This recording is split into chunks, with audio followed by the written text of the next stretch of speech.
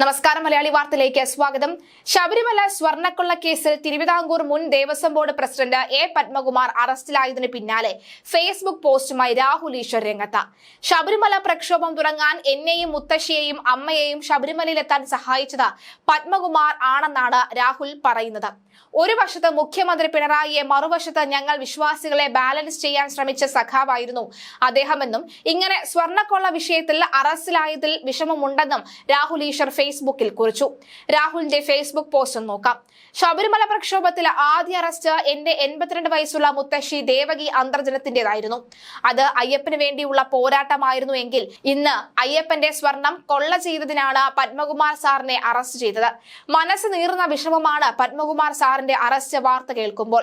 അദ്ദേഹത്തിന്റെ ശമ്പളം ശബരിമല പ്രക്ഷോഭത്തെ സഹായിക്കാൻ തരാമെന്ന് പറഞ്ഞ ശബരിമല വിധി വന്നപ്പോൾ കണ്ണീരണിഞ്ഞ ഒരു മനുഷ്യൻ. ഒരു വശത്ത് മുഖ്യമന്ത്രി ശ്രീ പിണറായിയെ, മറുവശത്ത് ഞങ്ങൾ വിശ്വാസികളെ ബാലൻസ് ചെയ്യാൻ ശ്രമിച്ച ഒരു സഖാവ് ഇങ്ങനെ സ്വർണ്ണക്കൊള്ള വിഷയത്തിൽ അറസ്റ്റിലായതിൽ വിഷമമാണ്. ആദ്യം പ്രക്ഷോഭം തുടങ്ങാൻ എന്നെയും മുത്തശ്ശിയെയും അമ്മയെയും ശബരിമലയിലെത്താൻ സഹായിച്ചത് പത്മകുമാർ സാറാണ്.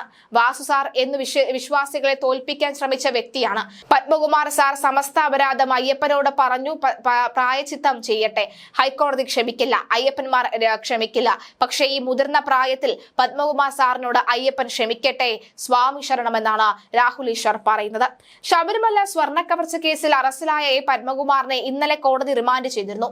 14 ദിവസത്തേക്കാണ് ജുഡീഷ്യൽ കസ്റ്റഡിയിൽ വിട്ടത്. കനത്ത സുരക്ഷയിൽ ഇന്നലെ രാത്രി 8:30യോടുകൂടി കൊല്ലം വിജിലൻസ് കോടതി ജഡ്ജി സി മോഹിത്തിന്റെ തേവള്ളിയിലെ വസതിയിൽ പ്രത്യേക അന്വേഷണ സംഘം പത്മകുമാറിനെ എത്തിക്കുകയായിരുന്നു. നടപടി പൂർത്തിയാക്കി തിരുവനന്തപുരം പ്രത്യേക ജയിലിലേക്ക് മാറ്റി. ശബരിമല ശ്രീകോവിലിലെ വാതിൽ കട്ടിളപ്പടിയിലെ സ്വർണ്ണ കവർച്ചയിലാണ് 8ാം പ്രതിയായിരുന്ന CPM പത്തനംതിട്ട ജില്ലാ കമ്മിറ്റി അംഗവും മുൻ കോന്നി MLAയുമായ പത്മകുമാറിന്റെ അറസ്റ്റ് പ്രത്യേക അന്വേഷണ സംഘം രേഖപ്പെടുത്തിയത്. SIT നൽകിയ നോട്ടീസിന്റെ അടിസ്ഥാനത്തിൽ വ്യാഴാഴ്ച പുലർച്ചെ ആറന്മുളയിലെ വീട്ടിൽ തിരുവനന്തപുരത്തെത്തിയ പത്മകുമാറിനെ ക്രൈംബ്രാഞ്ച് ആസ്ഥാനത്ത് SP ശശീന്ദ്രന്റെ നേതൃത്വത്തിൽ 5 മണിക്കൂറോളം ചോദ്യം ചെയ്ത ശേഷമായിരുന്നു അറസ്റ്റ്.